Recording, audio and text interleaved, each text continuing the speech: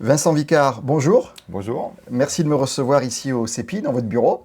Et nous allons parler aujourd'hui réindustrialisation de la France, en particulier de votre livre, Faut-il réindustrialiser la France, que j'ai lu avec beaucoup d'attention. Je trouve que c'est un ouvrage très intéressant où on trouve beaucoup d'informations. Et j'ai des questions à vous poser par rapport à ça.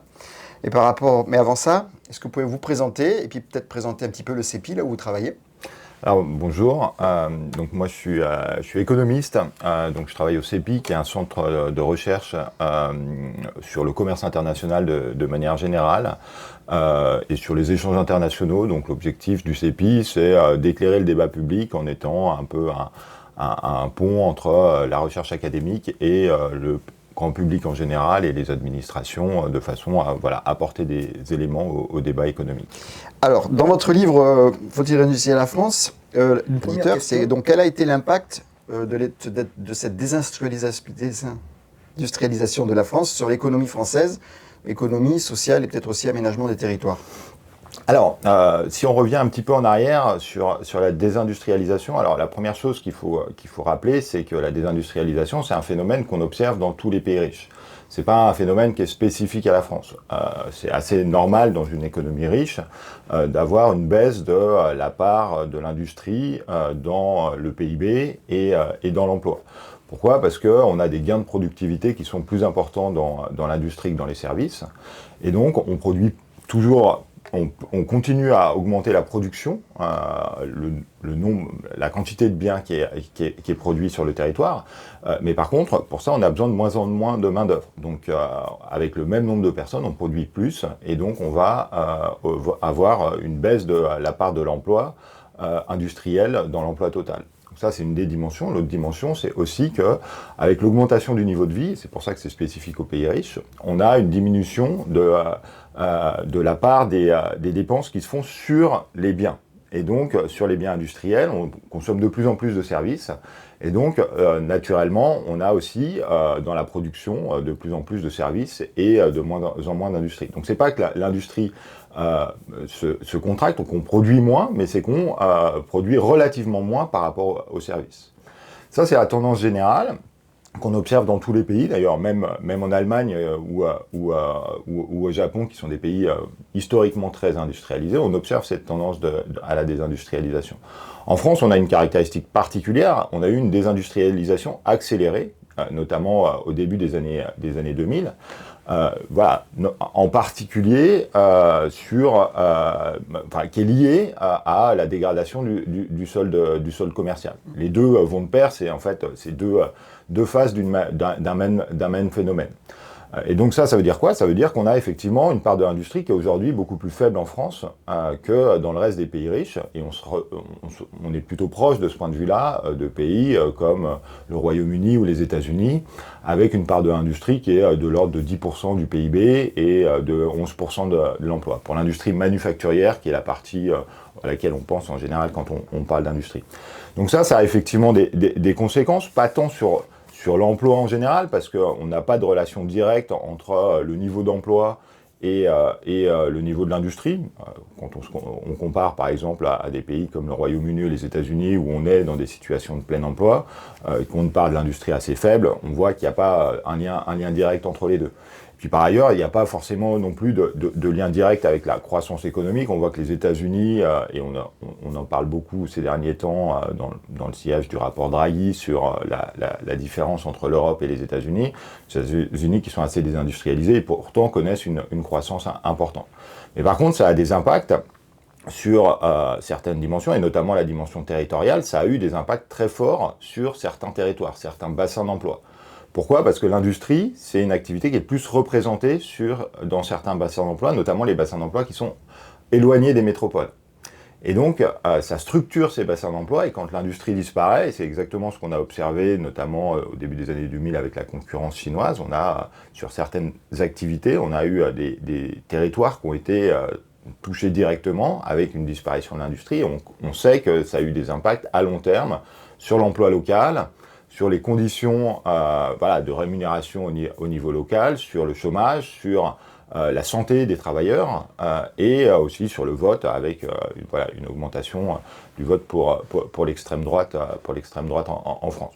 C'est pas c'est une partie de l'explication, c'est absolument pas la majeure partie de l'explication à la montée de l'extrême droite, ça en fait partie, mais en tout cas il y a une dimension comme ça et on ne sait pas, c'est assez difficile de trouver les activités qui sont susceptibles de remplacer ces activités industrielles dans ces territoires-là, parce que les activités de services échangeables, la finance ou l'ingénierie par exemple, sont elles plutôt localisées dans les métropoles et s'agglomèrent dans les métropoles, et donc il y a cette question-là, cette dimension territoriale est particulièrement importante dans les dimensions de désindustrialisation et d'impact sur les marchés du travail locaux. Au niveau national, c'est une problématique qui est un petit peu différente. Ah ben alors, déjà, dans votre première réponse, il y a déjà beaucoup de questions pour la suite. Je voulais juste revenir sur le côté de la désindustrialisation. On produit toujours autant. Moi, ça m'étonne un peu. Enfin, ça m'étonne un peu. Par rapport aux chiffres, c'est-à-dire on a vraiment l'impression d'avoir quand même beaucoup de produits qui viennent, comme vous dites, de Chine. Aujourd'hui, même les voitures arrivent. Au début, c'était des petites choses, les petits ustensiles, les choses, tout ce qu'on pouvait acheter. Et par rapport aussi à ce déficit de la balance commerciale. C'est-à-dire, si on produisait toujours autant de choses, de produits manufacturés en France, même à moindre coût, en optimisant les choses, on n'aurait pas ce déficit commercial et on n'aurait pas autant de produits venus de l'étranger chez nous. On aurait quand même beaucoup plus de Made in France. Donc il y a quand même, ne pensez pas qu'il y a quand même une grosse partie des produits qu'on fabriquait en France, qu'on a fait fabriquer ailleurs pour des raisons de coût, et qu'on va avoir du mal à faire revenir de toute façon? Alors, il y a deux dimensions. Alors, on évoque souvent la Chine, effectivement. On a l'image du Made in China qu'on retrouve sur un certain nombre de vêtements, d'électronique grand public, de beaucoup de produits de consommation.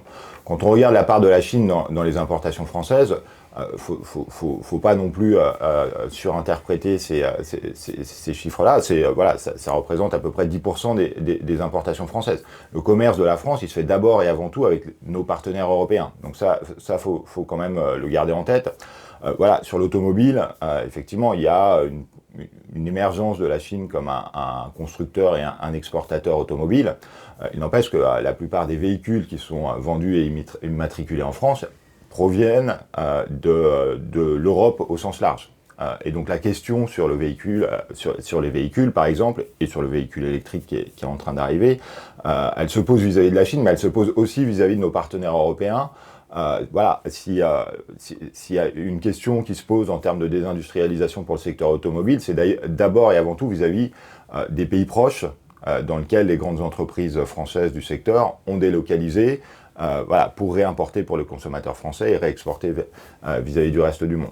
Donc il y a cette dimension-là. Donc il ne faut pas surinterpréter la part de la Chine, même si c'est un acteur important, et c'est un acteur particulièrement important aujourd'hui, parce que pendant longtemps, la Chine s'est spécialisée dans des secteurs qui n'étaient pas davantage comparatifs de la France ou des pays riches. Et maintenant, elle commence à faire concurrence aux tissus industriels nationaux. Le véhicule, et le véhicule électrique en particulier, en est le meilleur exemple, mais il y en a d'autres. Donc il y a une montée en gamme de la Chine et qui pose des enjeux assez fondamentaux, plutôt pour l'avenir de ces secteurs et du tissu industriel européen. Après, sur la question du déficit commercial que vous avez évoqué, oui, il y a un déficit commercial en France sur les biens manufacturiers qui correspond en partie à une question de spécialisation. On est déficitaire sur les échanges de biens, mais on est excédentaire sur les échanges de services. Donc on s'est spécialisé sur d'autres activités. Alors dans les services, il y a le tourisme, mais il y a aussi d'autres activités qui sont différentes du tourisme et qui sont plutôt des activités à haute valeur ajoutée, par exemple les activités de recherche et développement, les activités financières, les activités d'ingénierie, tout un ensemble d'activités qui, pour certaines, font partie aussi du secteur industriel au sens large, parce que les activités d'innovation, elles sont nécessaires aussi au secteur industriel. Et donc, par exemple, une entreprise comme Renault, son plus gros centre, son plus gros établissement, c'est le technocentre de Guyancourt, où il y a des activités de services, justement, et de services qui vont notamment servir à la gestion des usines à l'étranger. Donc il y a aussi cette partie-là qui correspond à une spécialisation de la France. Et puis, effectivement, on s'est aussi ouvert au commerce sur ces 30 dernières années. Et donc, on a dans notre panier de consommation plus de biens qui viennent de l'étranger. Mais en même temps, on exporte aussi des biens. Typiquement, l'aéronautique, qui est un grand secteur de spécialisation, le luxe, qui est un grand secteur de spécialisation français. C'est des secteurs dans lesquels on produit aussi pour l'étranger. Et donc ça correspond à une ouverture internationale qui fait que les économies se spécialisent. Et donc, oui, on n'utilise pas des avions Airbus tous les jours, mais il n'empêche que ça fait partie c'est une part importante du tissu industriel national, notamment dans le sud-ouest de la France. Donc il y a ce phénomène-là aussi qu'il faut prendre en compte. Mais il n'empêche qu'on a effectivement un déficit commercial sur les biens en France, et notamment les biens manufacturés, qui est de l'ordre de 60 milliards aujourd'hui, donc à peu près 2% du PIB sur les biens manufacturiers. Et ça veut dire qu'effectivement, on a moins d'industrie sur le sol national, de production industrielle sur le sol national, et donc qui est une question de spécialisation de la France, et qui pose des questions après, aujourd'hui, dans un environnement international un petit peu différent, des questions sur la sécurisation des approvisionnements qui sont un petit peu différentes et qui ont évolué ces 5 dernières années, pour le coup. Oui, il y a beaucoup de sujets.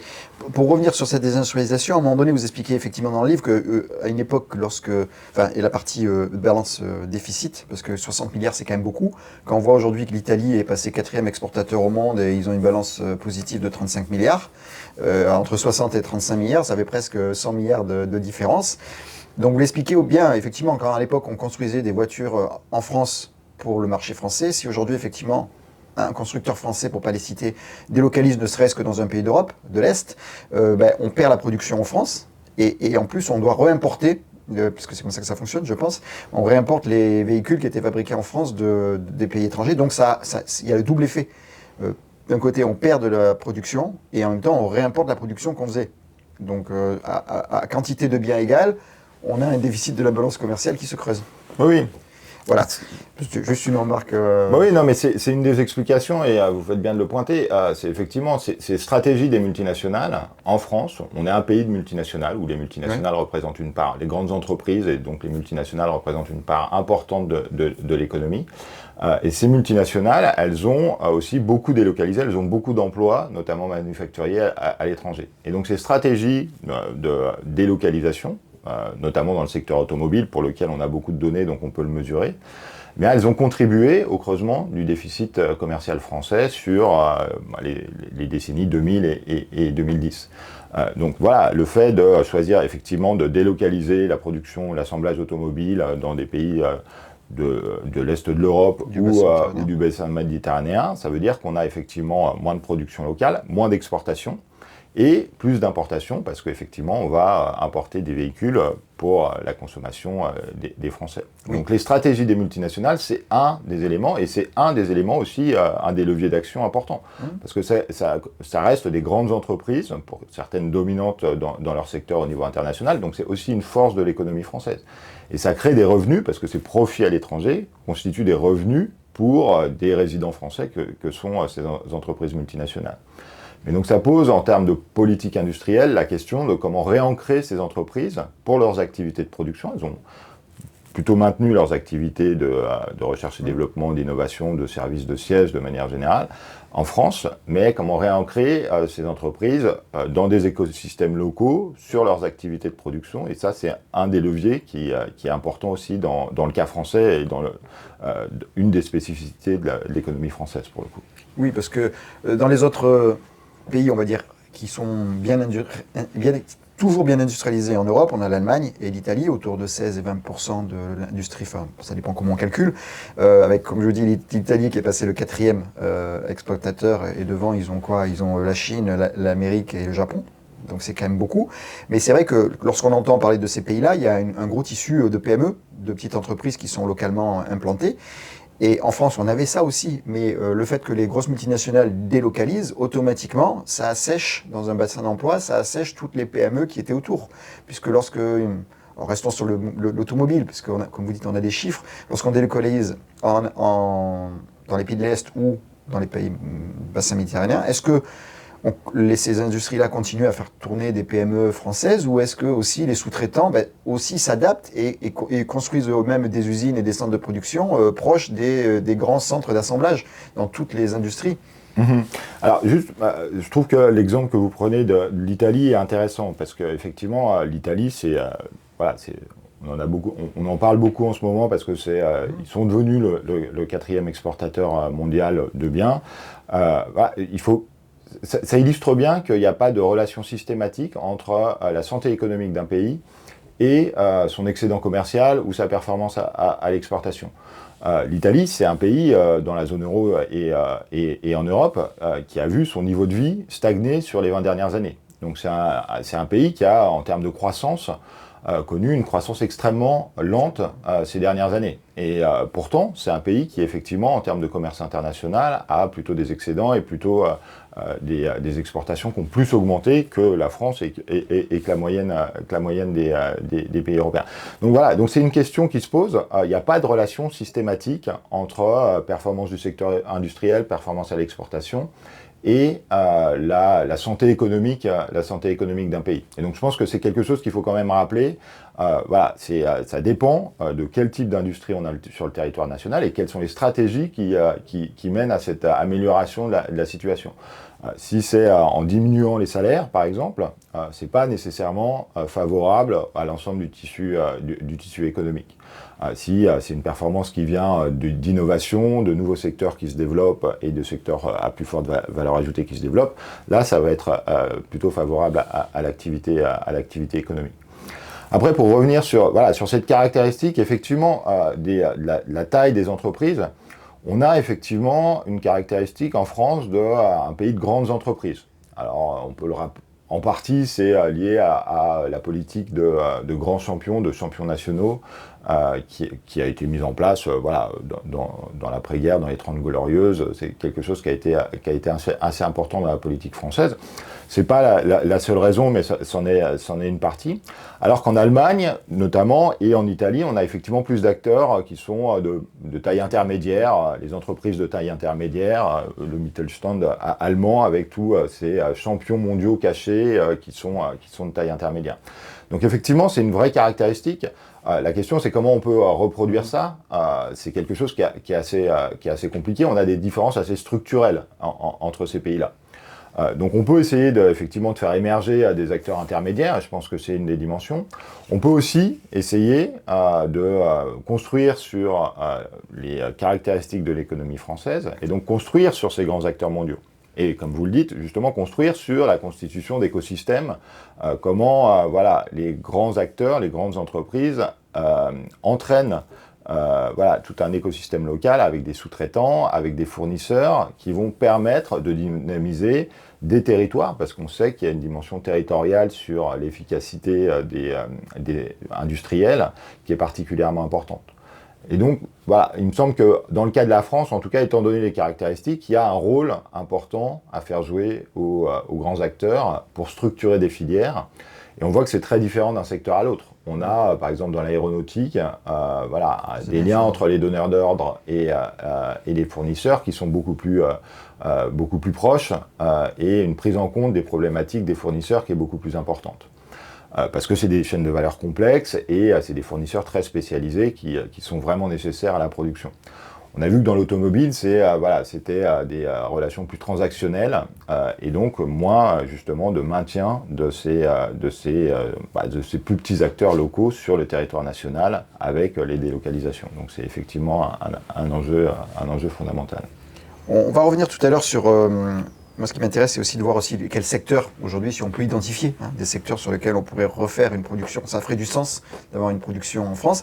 Mais avant ça, justement, parler peut-être que le fait qu'on part de plus loin, c'est-à-dire les Allemands et les Italiens ont plus d'industrie que nous on en a moins. Est-ce qu'on ne pourrait pas transformer cette désindustrialisation depuis 20 ans en un avantage aujourd'hui, puisqu'on part de plus bas, c'est peut-être plus facile de retourner de 10 à 14. Je sais qu'il y a des plans comme ça qui ont été étudiés, pas par le CEPI, mais par d'autres instituts, qui montrent à quel point on peut diminuer le commerce, enfin la balance extérieure, même si c'est pas synonyme de croissance. Est-ce que du fait de prendre pas ces échecs, mais cette direction que la France a pris depuis 15 ans de désindustrialiser massivement, plus rapidement, est-ce que ça peut pas être un avantage aujourd'hui pour lutter par exemple contre le chômage ou pour réindustrialiser des bassins entiers d'emploi, de partir de plus loin? Alors, ça pose la question alors, d'une part, des coûts des transitions industrielles qu'on est en train de vivre aujourd'hui et qu'on voit justement en ce moment en France avec des annonces de plans sociaux. Alors pas du tout seulement dans l'industrie, mais aussi dans l'industrie, dans certaines industries, notamment l'automobile et la chimie, mais aussi dans d'autres pays européens. C'est pas une problématique qui est spécifique à la France.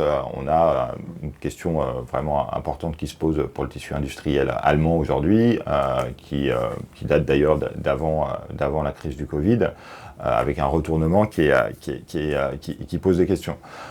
Donc moi, il y a un coût pour ces restructurations industrielles. Et en particulier, dans le cas de l'Allemagne et d'un certain nombre de pays de l'Est européen, dans le secteur automobile, avec le passage aux véhicules électriques, avec des transformations qui vont être assez radicales pour certaines activités, notamment la production de moteurs thermiques qui va disparaître au profit de la production de batteries et de moteurs électriques. Donc des compétences qui peuvent être différentes et des acteurs qui peuvent être différents, parce qu'on a des acteurs qui émergent et d'autres dont l'activité va se réduire. Donc là, ça va vraiment créer des enjeux effectivement de transition industrielle et il y a cette question, quels sont les outils d'accompagnement qu'on met en place.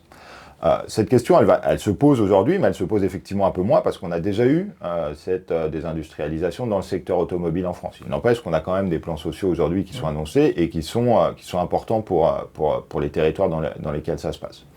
Par contre, une des dimensions, c'est les compétences industrielles.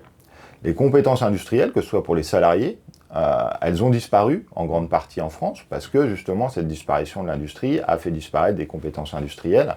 Et donc les salariés qualifiés, il y a la question qui se pose de la transmission des compétences entre les salariés qui partent à la retraite. Et d'ailleurs on a beaucoup de salariés, on a une pyramide des âges assez âgée dans l'industrie. On va avoir dans les années qui viennent beaucoup de salariés qui vont partir. Mais donc ça pose la question de comment on transmet ces compétences et de la disponibilité de ces compétences au niveau français et au niveau de chacun des bassins d'emploi. Donc le fait qu'on ait connu une désindustrialisation, ça a plutôt conduit à la disparition de ces compétences et la disparition aussi au niveau des territoires de ce qu'on appelle des communs industriels, c'est-à-dire toutes les caractéristiques de ces territoires en termes de formation, en termes d'investisseurs, en termes d'acteurs plutôt transversaux sur les territoires qui permettent l'efficacité de ces territoires industriels. Et ça, c'est un certain nombre de territoires dans lesquels ça a disparu. Et donc, c'est des processus longs pour reconstruire ces communs industriels, pour reconstruire ces écosystèmes industriels. Ça, c'est quelque chose qu'on a du mal, on sait que c'est important, on a du mal à identifier les politiques. Il y a de plus en plus de politiques, ce qu'on appelle place-based, donc dédiées à certains endroits qui sont mises en place.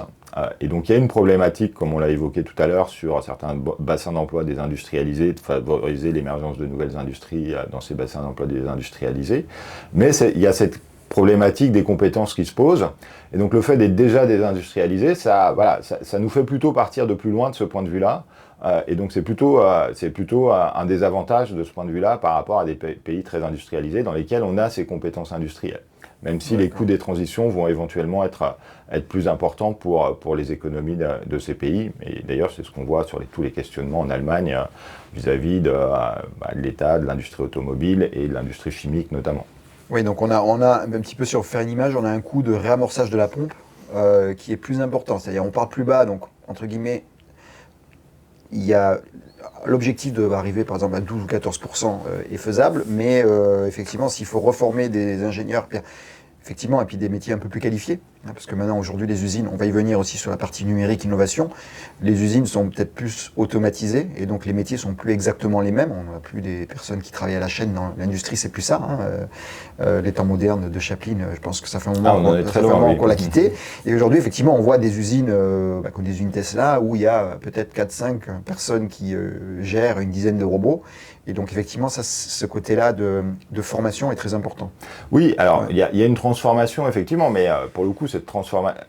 il y a la question des ingénieurs, qui est une problématique en elle-même. Alors, pour le coup, les ingénieurs, on n'a pas de chômage de manière générale. On en forme beaucoup moins qu'aux États-Unis, même en Allemagne. Il y a la question de la formation, effectivement, qui est une question. Il y a la question aussi de dans quel secteur ils vont. Oui.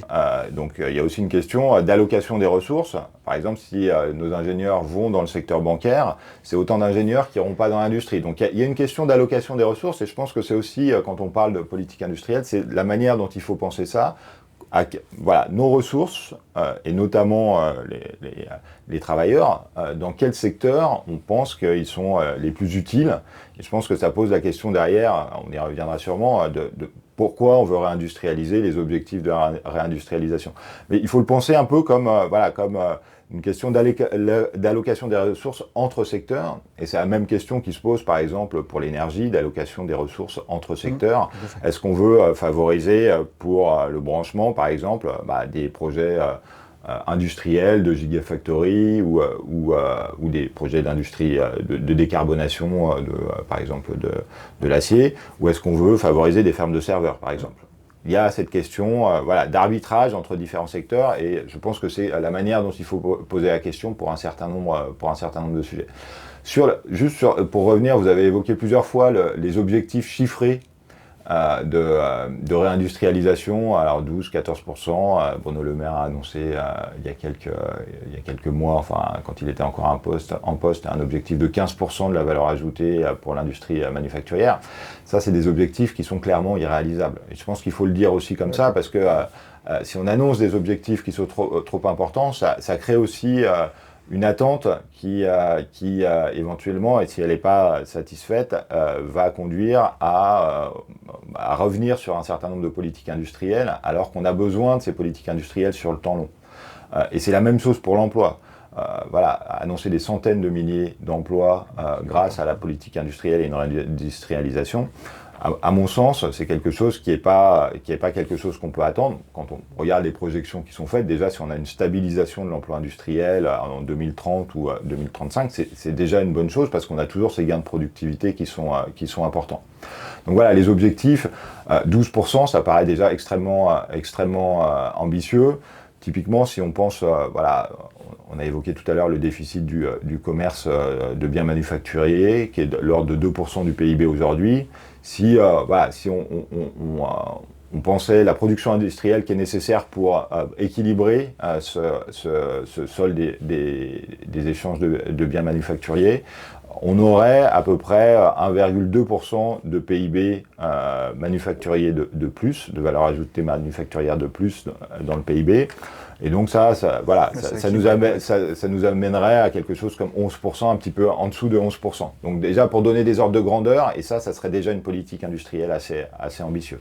Donc voilà, si on pense des choses à l'horizon de 2035, qui sont un peu les horizons d'une politique industrielle, parce que les investissements industriels, c'est des investissements au temps long. Voilà, des objectifs comme ça, c'est déjà des objectifs extrêmement ambitieux en termes de réindustrialisation. Oui, mais c'est important ce que vous dites. Moi, j'en avais discuté avec le professeur Fontecave justement aussi sur la partie, lui, c'était la partie hydrogène.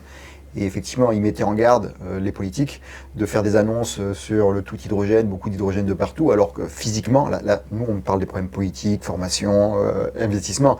Quand on parle de l'hydrogène, il y a quand même des limites physiques sur lesquelles, même si on décidait, on ne fait pas une loi pour décider que l'hydrogène se devient liquide à moins de 10 degrés au lieu de moins 200 et quelques.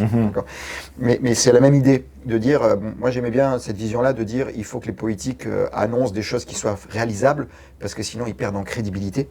Et en perdant en crédibilité, on risque de voir des choses, comme vous dites, des montées des extrêmes, aussi bien d'un côté que de l'autre, parce que les personnes qui veulent bien faire annoncent des choses qui sont irréalisables. Non, alors il y a la question, ce qui est plus large, de la montée de l'extrême droite, effectivement, mais je pense qu'il y a une question qui est aussi sur les acteurs de la politique industrielle. On a besoin d'investissements de long terme des acteurs de la politique industrielle, que ce soit les entreprises, mais aussi les collectivités territoriales, mais aussi les salariés, parce que les salariés, ça représente aussi des ingénieurs. Quand ils choisissent d'aller travailler dans l'industrie, c'est un choix de long terme. Et donc il faut qu'il y ait des perspectives crédibles à long terme dans l'industrie, de stabilité de leurs emplois, de leur type d'emploi. Et donc justement, c'est pour annoncer des objectifs réalistes qui sont effectivement, dont on peut voir suivre la réalisation au cours du temps. Ça permet aussi ces investissements de long terme pour les acteurs de la politique industrielle. Et je pense que c'est là aussi où c'est important. Il ne faut pas oublier que les acteurs de la politique industrielle, pour eux aussi, c'est des investissements sur le temps long et ils ont besoin de cette stabilité. Et c'est un peu aussi la question en termes de politique industrielle qui est posée aujourd'hui avec, dans la période de restriction budgétaire, de déficit budgétaire dans laquelle on est, quels sont les soutiens qui sont maintenus, ceux qui sont réduits ou supprimés. C'est une vraie problématique pour les industriels et de manière plus large pour les collectivités territoriales, pour les salariés, de comment se projeter à long terme et faire des investissements à long terme dans ces secteurs-là. Oui, on voit les États-Unis par exemple avec leur Reduction Inflation Act, qui n'a rien à voir avec l'inflation, mais en tout cas qui ramène de l'industrie. Eux, effectivement, ils ont pris les décisions, ils ont mis les moyens. Comme vous dites, ils étaient aussi peu industrialisés que nous, mais on voit qu'ils réussissent à réattirer des investissements et de l'industrie chez eux. Alors, effectivement, c'est pas ce qui manquerait à l'Europe. On l'a vu avec le rapport Draghi, qui va un peu dans ce sens-là, en disant réinvestissons dans la formation, redynamisons les bassins et dépensons, parce que les Américains le font sur ça. On dit tout à l'heure, vous dites que la croissance n'est pas forcément liée à la réindustrialisation. Aux États-Unis, effectivement, mais ils font de la dette, c'est-à-dire ils ont des déficits qui sont à 7 à 8%. Nous, on se bat pour essayer de descendre sous 5. Eux, ils dépensent sans compter. Et dans le Reduction Inflation Act, c'est ce qu'ils font. En fait, ils financent la croissance par la dette. Alors, nous, est-ce qu'il faudrait partir sur un modèle comme celui-là, le rapport Draghi, où il faut dépenser 800 milliards par an d'investissement Alors, non, mais il y a une dimension importante, je pense, dans cet Inflation Reduction Act aux États-Unis, et de manière plus large, il y a aussi le CHIPS Act qui est sur les semi-conducteurs, enfin tout l'écosystème des semi-conducteurs. Ce qui est intéressant, c'est qu'on a vraiment une vraie politique industrielle qui choisit des secteurs. Pour le coup, l'Inflation Reduction Act, c'est financé par la taxation des grandes entreprises et ça finance les secteurs verts. Et donc, il y a une vraie politique industrielle dans le sens où on essaye de modifier la structure de l'économie, on flèche, on cible certains secteurs pour les faire émerger, et notamment les secteurs verts. Et ce qu'on voit avec ces deux plans, Inflation Reduction Act et CHIPS Act, c'est qu'il y a deux problématiques et qui sont centrales dans l'industrie. D'ailleurs, c'est un peu un des points du livre. Il y a deux enjeux de société, et je pense que c'est comme ça qu'il faut poser les questions industrielles pour donner un rôle à l'industrie à long terme sur le territoire national. Il y a deux enjeux de société dans lesquels l'industrie joue un rôle central. Le premier, c'est les questions de bifurcation écologique, de transition, de décarbonation des économies. Et le deuxième, c'est la question de la sécurisation des approvisionnements et de la sécurité économique de manière générale. Et ces deux politiques américaines, elles traitent justement ces deux dimensions. Alors pas complètement, mais elles traitent ces deux dimensions. Faire émerger des nouveaux secteurs, décarboner la production d'électricité, ça c'est l'Inflation Reduction Act, faire émerger des secteurs, ça peut être l'hydrogène, ça peut être les pompes à chaleur, les véhicules électriques, les avions bas carbone, les nouveaux carburants pour l'aviation. Toutes ces dimensions-là, c'est des nouveaux secteurs qui vont émerger, et la décarbonation de l'activité industrielle existante. Donc ça, c'est les deux enjeux, et donc qui sont effectivement, après les instruments, on peut discuter les instruments, on peut discuter l'aspect protectionniste, parce qu'il y a des dimensions protectionnistes dans l'Inflation Reduction Act, mais en tout cas, ça a engagé les États-Unis dans l'objectif de décarbonation de leur économie. qui est remis en cause en partie aujourd'hui. Oui, alors moins, parce que, c'est remis en cause dans les discours pour se faire élire. Après, il faut voir dans la réalité. On verra effectivement, mais en tout cas, en partie remis en cause. Et puis, sur les semi-conducteurs, le CHIPS Act, pour le coup, c'est l'objectif, là, c'est un petit peu différent. C'est, pour le coup, les États-Unis restent dominants sur le secteur des semi-conducteurs, notamment dans la partie conception. Et notamment avec une entreprise par exemple comme Nvidia qui est aujourd'hui une des principales, si ce n'est la principale capitalisation boursière mondiale, qui ne fait pas de production mais qui fait du design de la conception de puces de semi-conducteurs. Et donc voilà, eux, l'objectif là c'est de rapatrier de la production notamment sur les segments les plus avancés à 3 nanomètres ou 2 nanomètres de la production des semi-conducteurs, et de sécuriser cet approvisionnement. Et donc ça, c'est une des problématiques qui est différente. C'est on ne veut pas se spécialiser avec Taïwan, entre autres. Exactement. Il y a tout un aspect géopolitique qui se pose de plus en plus aujourd'hui, effectivement d'incertitude sur les approvisionnements, d'incertitude sur le fait que certaines partenaires commerciaux pourraient utiliser ces liens pour des questions pour de la coercition, pour imposer un certain nombre pour peser sur un certain nombre de décisions politiques, utiliser ces liens commerciaux. Et donc, il y a l'idée qu'on veut sécuriser certains approvisionnements, donc par exemple les semi-conducteurs dans ce cadre-là pour les États-Unis. Et donc là, on n'est pas dans une logique de maximiser la valeur ajoutée sur le territoire national, parce que pour le coup, les États-Unis, de ce point de vue-là, avec les activités de conception, ils sont plutôt spécialisés dans un segment de la chaîne de valeur qui est dynamique et qui est important, d'où les valorisations boursières d'entreprises comme Nvidia. Mais par contre, il y a la question de cette production, effectivement, qui est très concentrée à Taïwan et en Corée. Et enfin en Asie en général, mais particulièrement à Taïwan et en Corée, et donc de sécuriser l'approvisionnement. Donc là, c'est vraiment quelque chose qui est plutôt coûteux à long terme, mais qui répond à un autre objectif, qui n'est pas un objectif économique, mais un objectif de sécurité économique. Et je pense que c'est important de rappeler ça, parce que ça illustre comment les deux... Voilà, pourquoi on veut réindustrialiser? Pour favoriser des objectifs qui sont des objectifs au-delà de l'industrie. Il faut poser la question de à quoi sert l'industrie. Et au-delà de l'économie. Vous le dites dans le livre, à un moment donné, vous l'expliquez très bien, qu'on a des choix de secteur et on a des choix de pourquoi.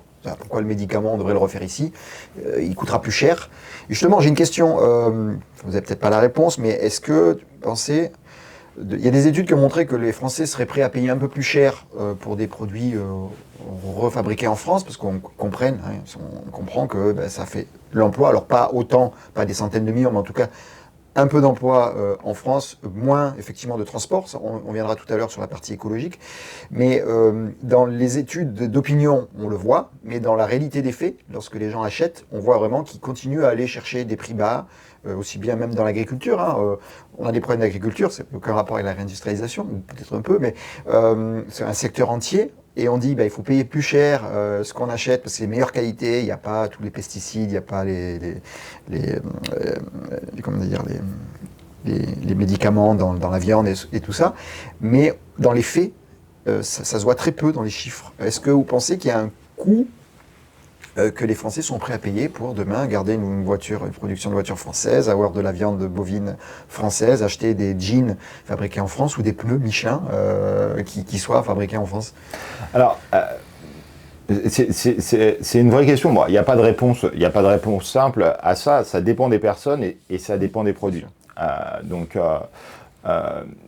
Voilà, vous évoquez, je trouve, la question de l'agriculture, c'est une question intéressante qui est en dehors de l'industrie, effectivement, mais qui pose des questions de sécurité alimentaire et de sécurité économique. On appelle ça l'industrie agroalimentaire, donc on la compte quand même dans l'industrie ou Alors, pas la transformation, on compte la transformation, pas l'agriculture en tant que telle, on compte la transformation dans l'industrie. Donc il y a cette question de sécurité alimentaire qui pose ces questions justement de pourquoi on veut maintenir certaines activités sur le territoire national.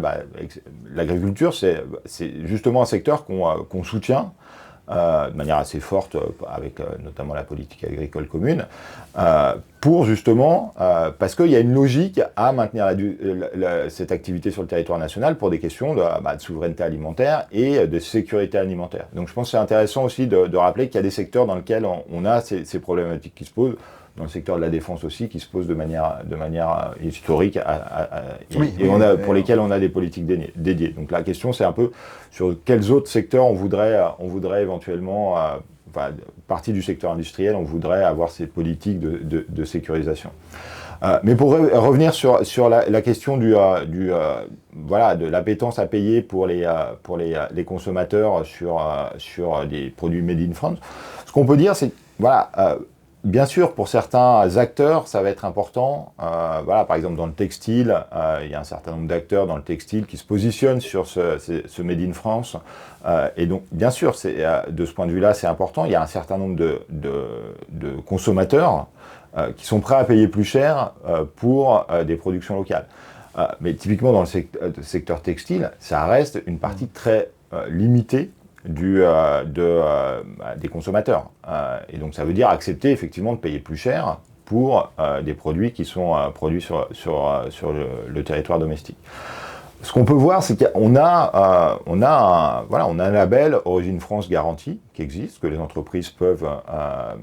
il y a un cahier des charges et c'est un label. A priori, il y a peu d'entreprises qui essayent de passer ce cahier des charges pour pouvoir bénéficier de ça. Et donc, ça montre bien que c'est sûrement un levier pour certaines entreprises et plutôt dans le segment plutôt haut de gamme, enfin moyen de gamme en tout cas, mais ça ne peut pas être le levier qui permettra de réindustrialiser de manière décisive.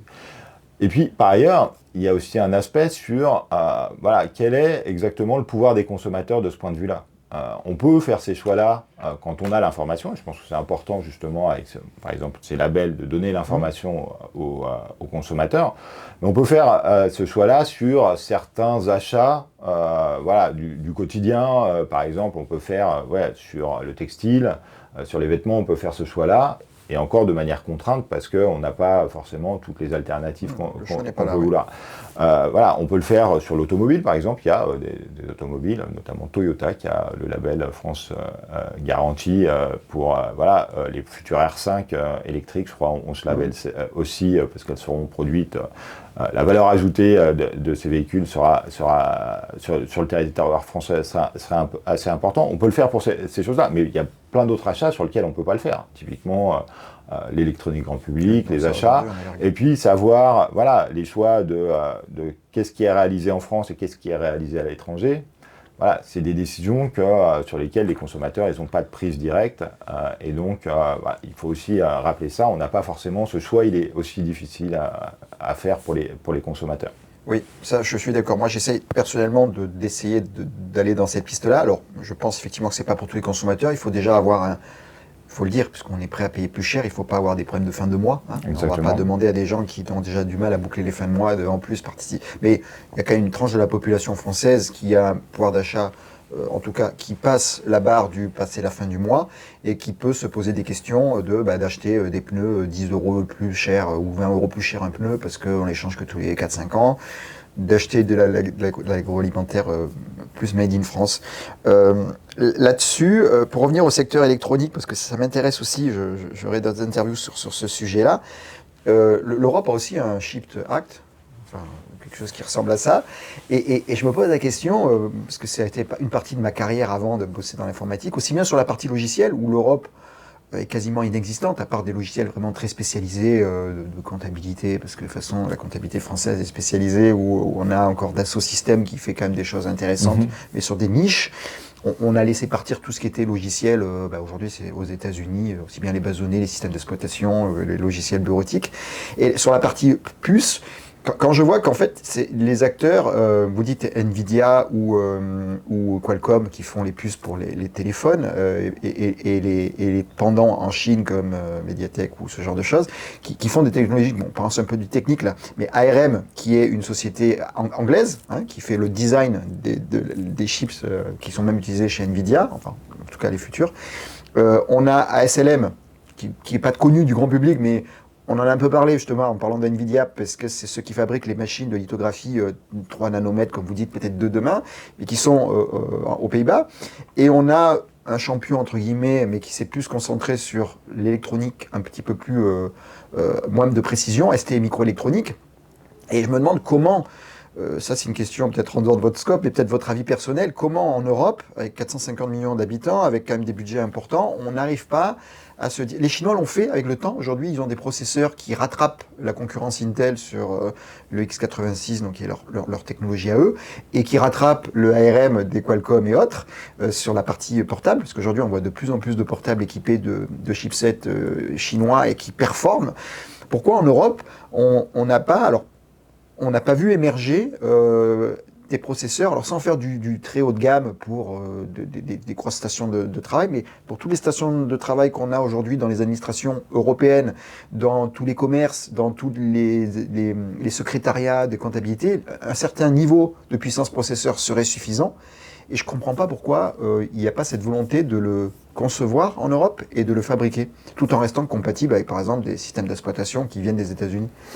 Alors, sur les semi-conducteurs, on a effectivement quelques acteurs dominants dans certains segments de la chaîne de valeur. Donc, notamment, effectivement, sur les machines qui permettent de produire donc les lithographies à ultraviolet avec ASML, aux Pays-Bas, qui est l'acteur dominant sur ce segment des machines qui permettent de produire les puces les plus avancées. Après, de manière historique, l'Europe a pas été dominant sur les semi-conducteurs. Pour le coup, c'est une industrie qui s'est d'abord développée aux États-Unis.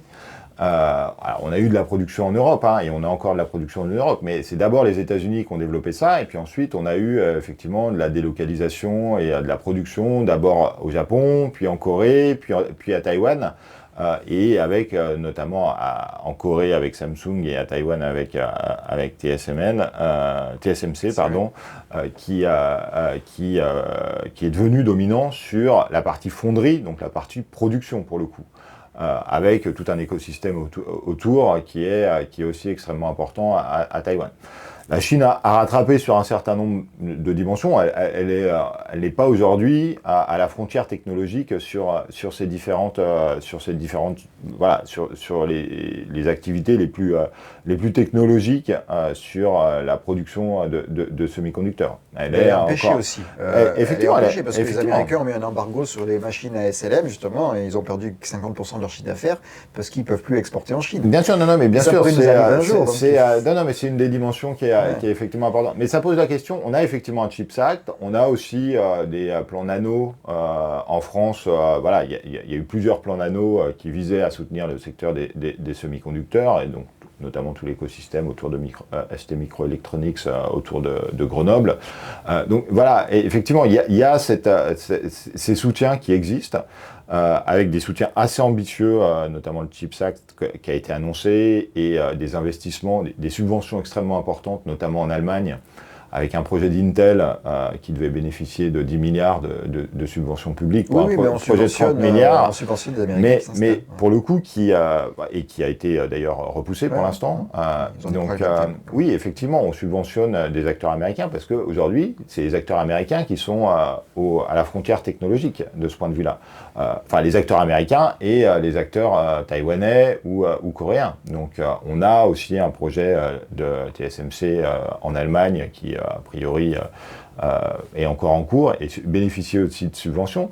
Donc de ce point de vue-là, l'Europe, dans son ensemble, il y a des acteurs, ST Microelectronics qui est franco-italien, il y a aussi des acteurs allemands, mais qui sont très clairement pas à la frontière technologique. Et donc ça pose la question de qu'est-ce qu'on veut quand on soutient cette filière, quel est l'objectif ? Est-ce que l'objectif, c'est d'atteindre cette frontière technologique dont on est très éloigné ? Et donc, quand on voit les montants d'investissement qui se chiffrent en dizaines de milliards d'euros dans les différents pays, est-ce qu'on est capable d'atteindre cette frontière technologique ? Je pense que c'est une vraie question à poser. Après, il y a une question de sécurisation. Effectivement, on a sûrement besoin de semi-conducteurs pour des activités, par exemple, de défense ou des activités stratégiques pour l'État. Voilà. Et donc, de ces composants électroniques et de pouvoir les sécuriser, ça, c'est sûrement une problématique. Est-ce que c'est forcément les composants les plus avancés ? Je pense que c'est une vraie question à poser. Mais c'est différent de sécuriser l'accès à cette production en ayant des acteurs sur le territoire national européen ou éventuellement étrangers, mais qui permettent de sécuriser l'accès à ces productions en cas de rupture d'approvisionnement. C'est différent d'avoir cette dimension-là ou de vouloir développer un secteur qui est à la pointe technologique, pour le coup, dont on est assez éloigné aujourd'hui.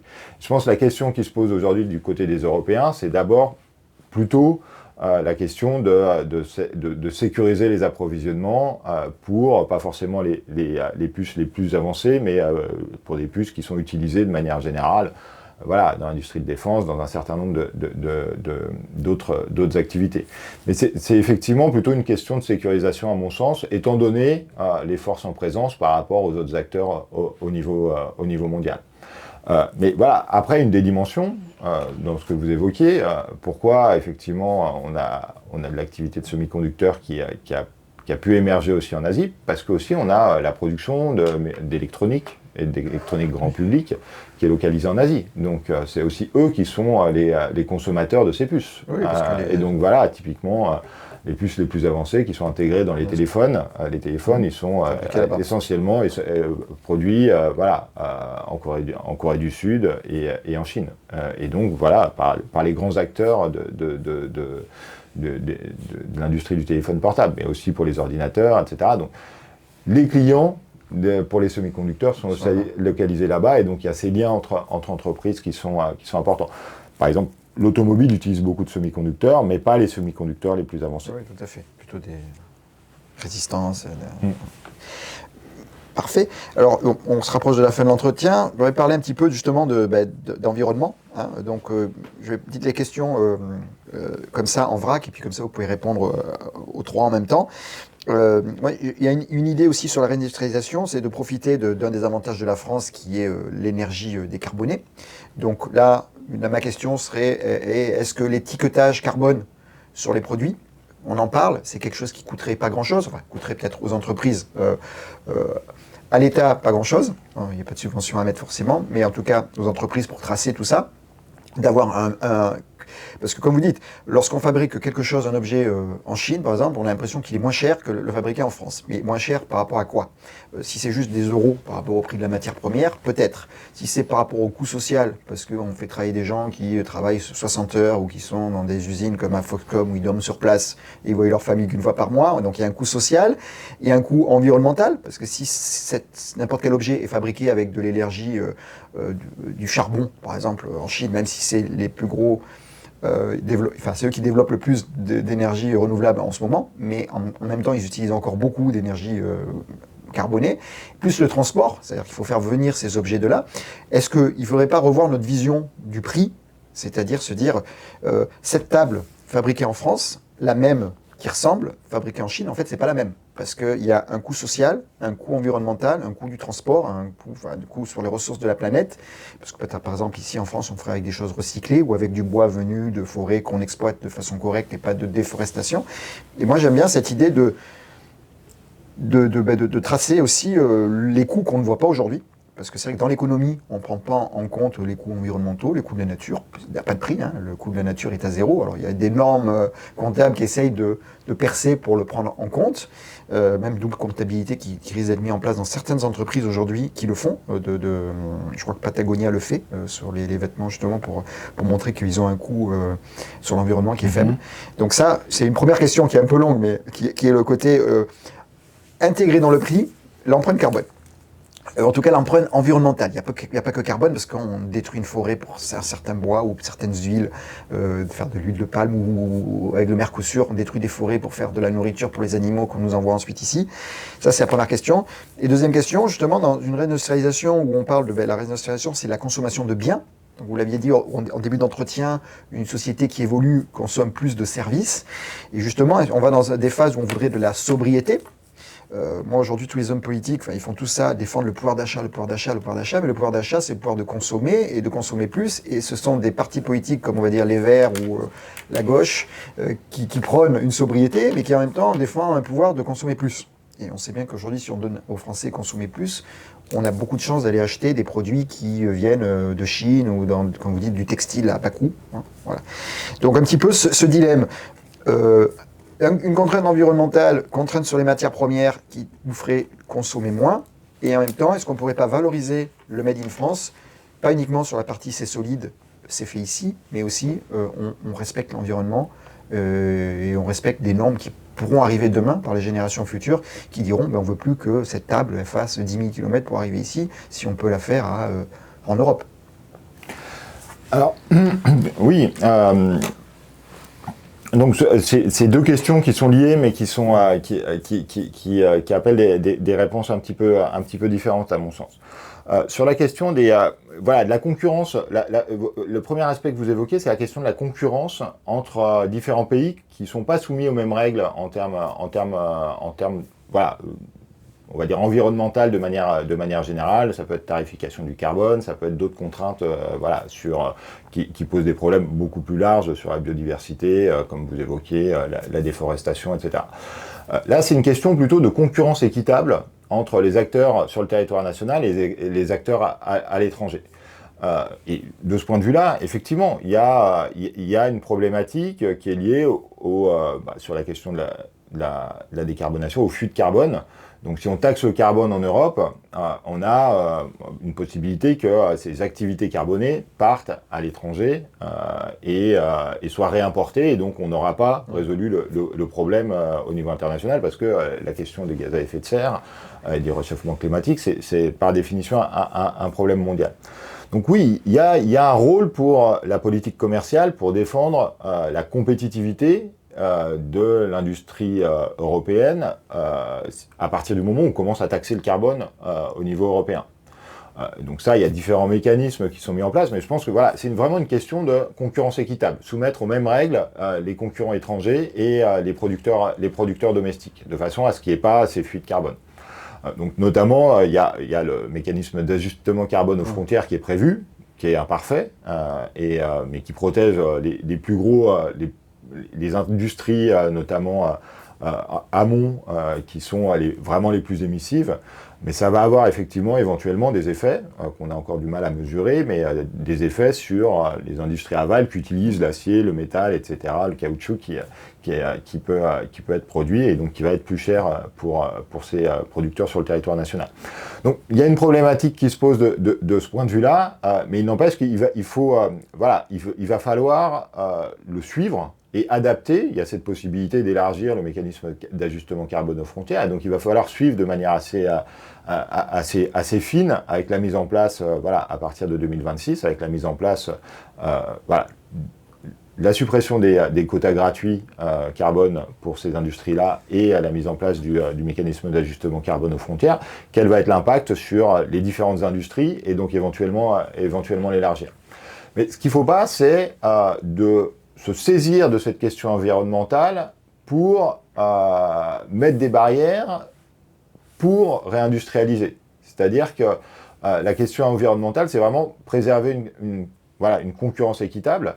Et si nos partenaires commerciaux perçoivent les mesures qui sont mises en place, non pas comme des mesures environnementales qui visent à préserver une concurrence équitable sur les aspects environnementaux, mais comme des mesures qui visent uniquement à rapatrier de l'industrie et réindustrialiser à leur détriment. Ou simplement protéger des secteurs.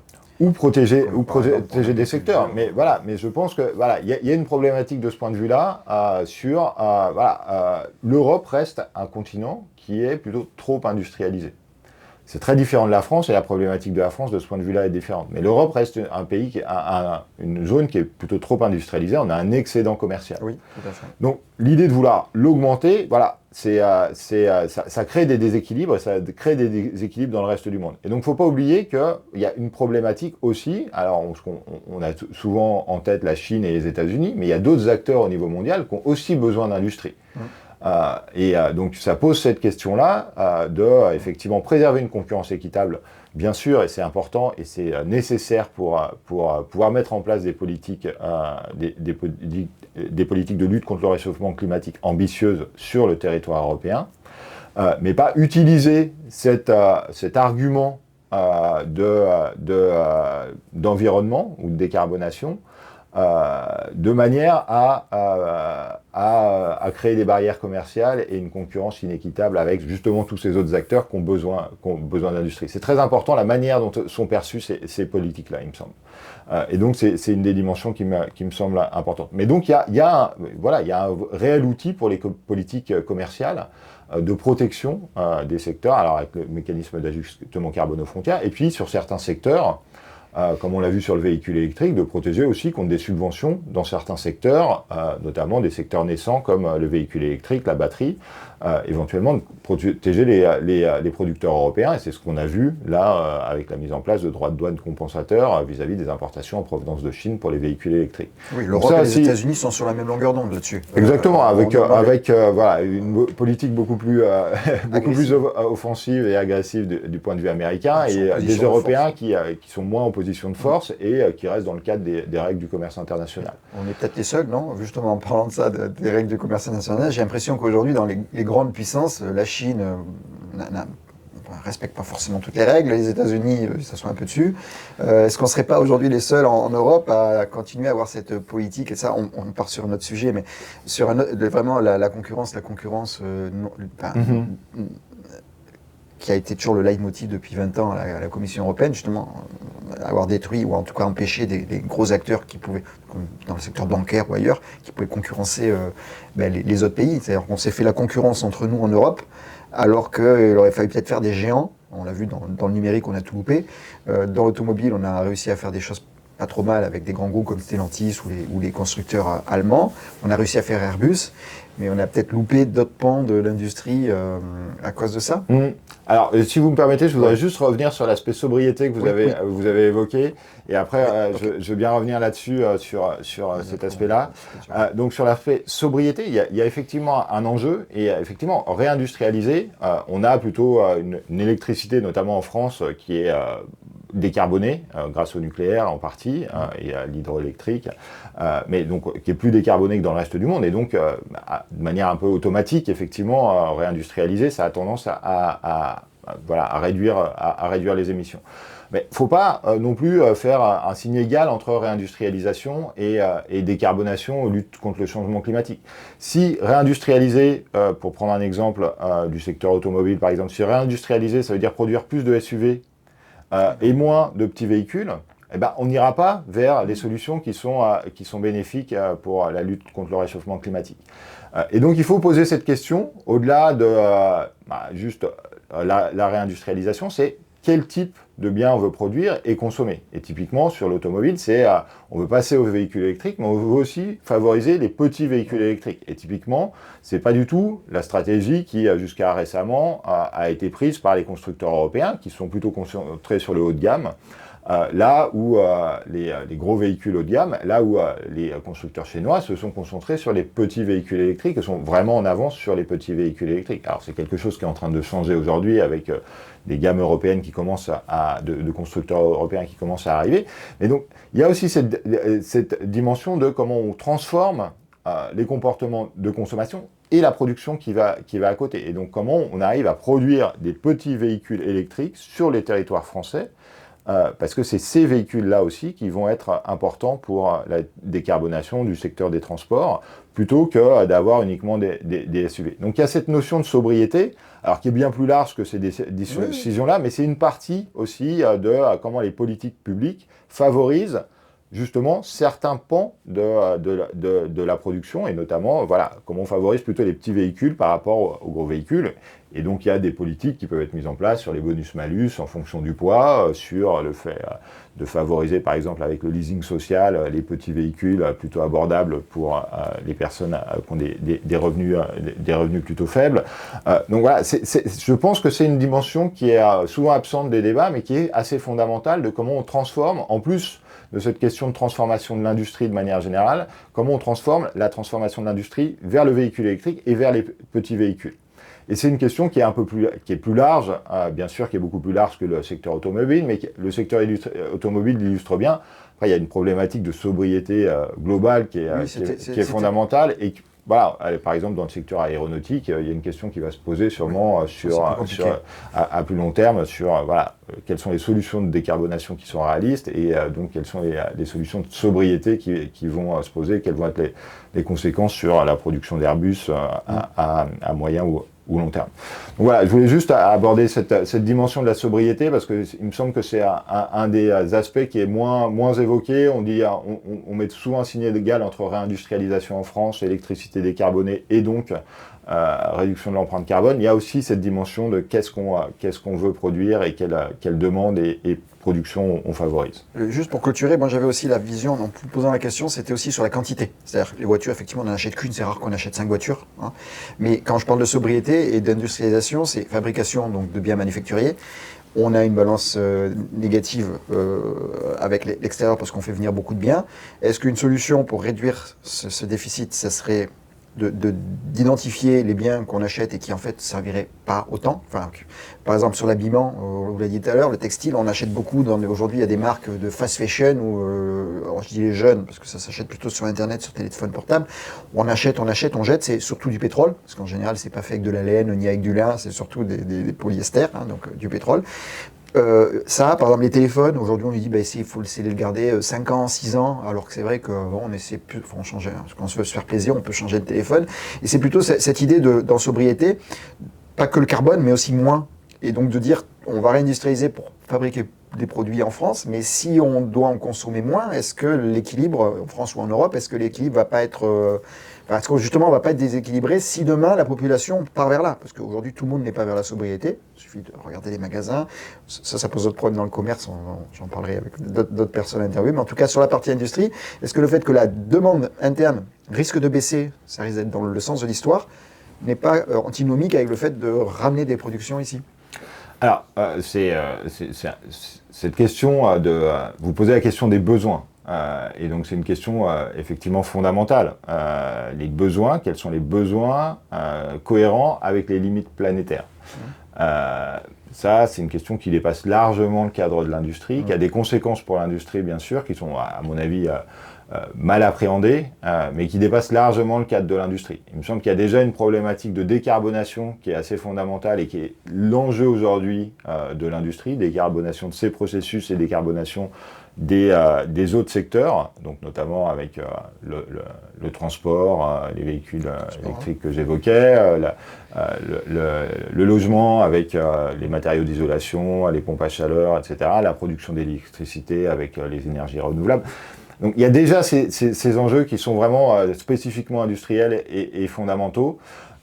Il me semble qu'il y a cet enjeu de sobriété, je l'ai évoqué, je pense que ça se pose à l'horizon pour l'aviation. Voilà, qu'est-ce qui se passe quand on n'a pas forcément de solution de décarbonation qui est identifiée ?